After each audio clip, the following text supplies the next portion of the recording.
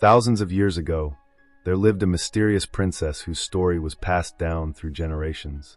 Legends say that whoever crossed paths with her or came into the path of her wrath would receive a strange mark upon their shoulder, a mark that condemned them to die at the age of 40. This curse would not only affect the marked person, but would also continue to pass down through their descendants, generation after generation.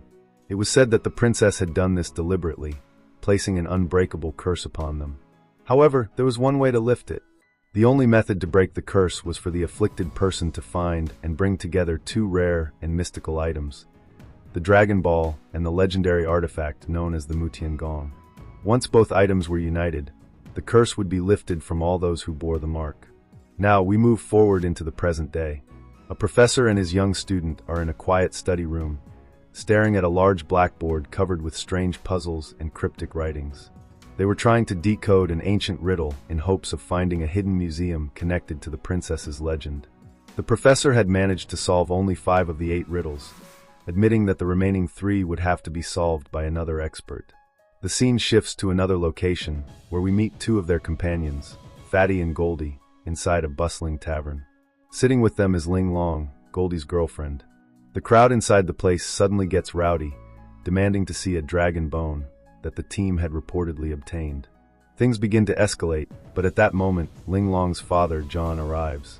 With a calm but commanding voice, he manages to silence the crowd. He explains how the professor's team had obtained the Dragon Ball after facing unimaginable difficulties. However, he warns them that the Dragon Ball is not for sale.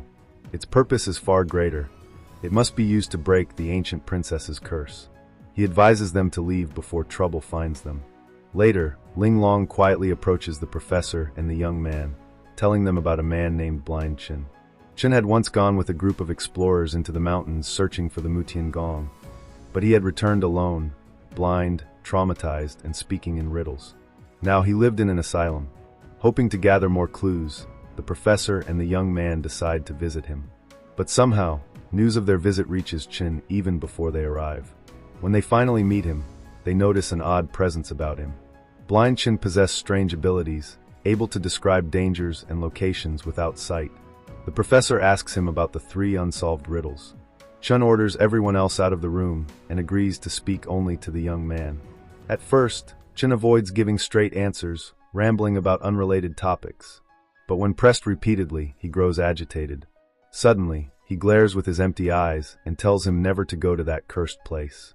Though they leave with no clear answers, the team still decides to travel to Yunnan, where they hope the remaining clues will be found. They set off by bus, but on a dangerous mountain road, the bus nearly tumbles into a deep ravine. Shaken but alive, they decide to stop at a nearby inn for the night. That evening, they wander into the inn's garden and witness an enchanting sight. Hundreds of glowing fireflies illuminating the night, making the place look like something out of a dream. As they admire the beauty, the young man confesses his feelings to the woman beside him.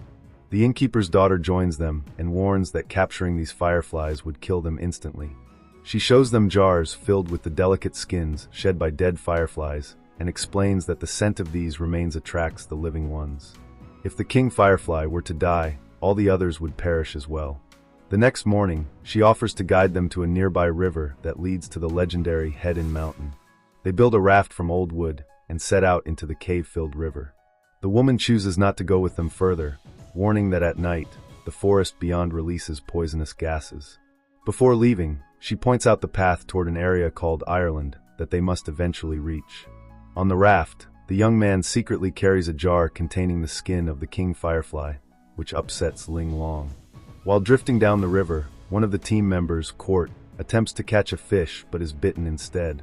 A few drops of his blood fall into the water, attracting an entire school of aggressive fish.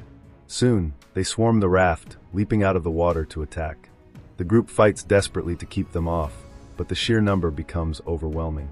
Then, in the darkness of the cave, they notice dozens of human-like mummies standing silently. Suddenly, the raft shakes, and some mummies topple into the water.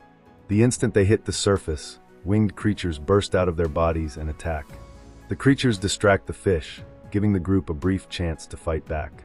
Using fire guns, the professor and Court set the mummies ablaze. But their old wooden raft cannot withstand the chaos, and it breaks apart, splitting the team into two separate groups that drift down different tunnels. One group, including Ling Long and Fatty, wanders into a graveyard-like area deep in the jungle. Without warning, a massive lizard-like creature attacks. They dodge and scatter, using whatever they can to distract it. Meanwhile, the other group faces another similar lizard. Thinking quickly, they lure the two beasts toward each other, hoping they'll fight. Instead, the lizards both attack together, forcing the group to leap into a deep ravine to escape. They land in a valley filled with sleeping lizards. The professor warns them that these creatures can only see up to 3 meters ahead and remain motionless when lightning flashes. They use the storms to their advantage, moving only during lightning strikes. But the professor is soon caught in a trap. Court shouts to lure the lizards away, leading them into a chasm, while the others free the professor. Knowing that poisonous gases will soon fill the jungle, they race onward. Suddenly, they spot the fabled floating island of Ireland. The island is tethered to the ground by a massive broken tree. They climb the tree to reach the island, but the pursuing lizards begin climbing as well.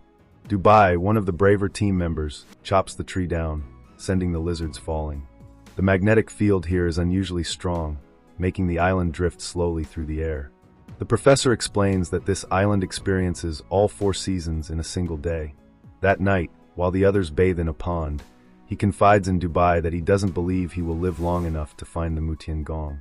Dubai reassures him, unafraid of death, and joins the others in the pond.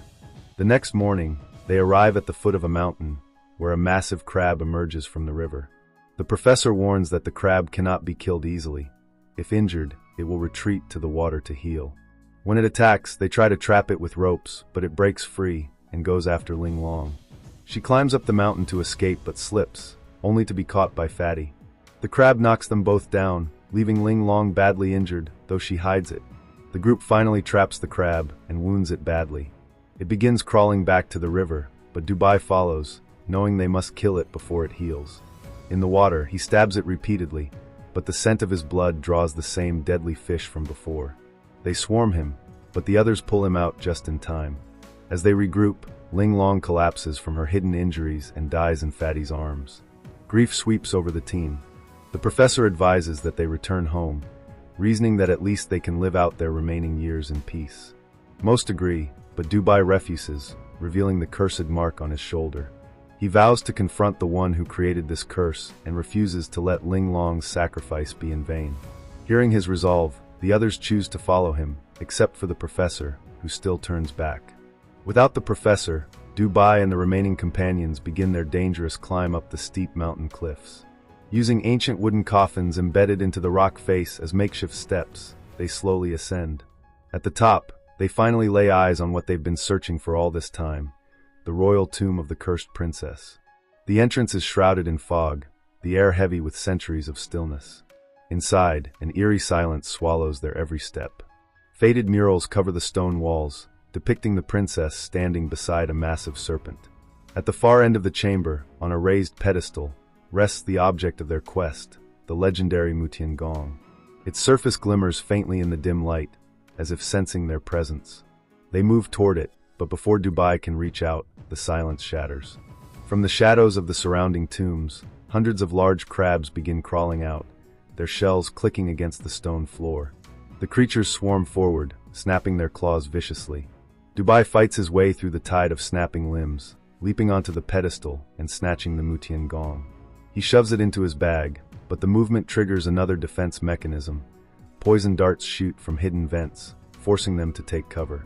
Amid the chaos, a deep rumble shakes the ground. The ancient statues along the walls begin to crack, their stone faces splitting apart. From within the largest statue, something massive stirs. Stone crumbles to reveal dark, glistening scales beneath. A head as wide as a doorway pushes free, followed by a muscular, coiling body. The serpent. It is enormous, its eyes glowing a deadly yellow, its fangs dripping with venom. The princess's guardian beast, placed here centuries ago to protect the Mutian Gong. Fueled by the artifact's power, it has grown unimaginably strong over the ages, slumbering within the mountain until now. With a deafening hiss, it lunges toward them. The team scatters in every direction, the serpent's tail smashing against the floor, shattering stone pillars. Its sheer size makes it nearly impossible to escape. In the chaos, Dubai's bag is knocked to the ground, the jar containing the king firefly's skin falling out and shattering. The scent fills the air instantly. From miles away, the living fireflies sense it. Thousands of them rise into the night sky, streaking toward the mountain like glowing comets. Dubai realizes there might be a way to kill the serpent. If the king firefly, or what remains of it, comes into contact with the serpent and burns, all the other fireflies will be drawn in and ignite as well. Together, they could burn the serpent from the inside out, but acting on this plan is easier said than done. Dubai grabs what's left of the jar and sprints toward the serpent, its massive head snapping down to block his path. The ground trembles as the beast lunges again. He narrowly dodges, racing toward a high ledge to get above it. Meanwhile, the professor, who had chosen to turn back, reappears at the mountain entrance, having followed them in secret. He spots the incoming swarm of fireflies, their glowing bodies swirling in the air like a living storm. Seeing Dubai struggling, the professor runs forward and grabs the king firefly, remains himself. The scent instantly attracts the swarm, but it also burns through his skin, the intense energy eating into his flesh. He doesn't hesitate. With the fireflies swarming around him, he charges straight at the serpent's gaping mouth. In one final act of sacrifice, he leaps inside. The serpent thrashes violently as the fireflies follow him in, flooding down its throat in a brilliant torrent of light.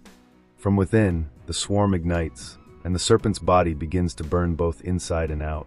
Its screeches echo through the mountain as flames burst from its scales.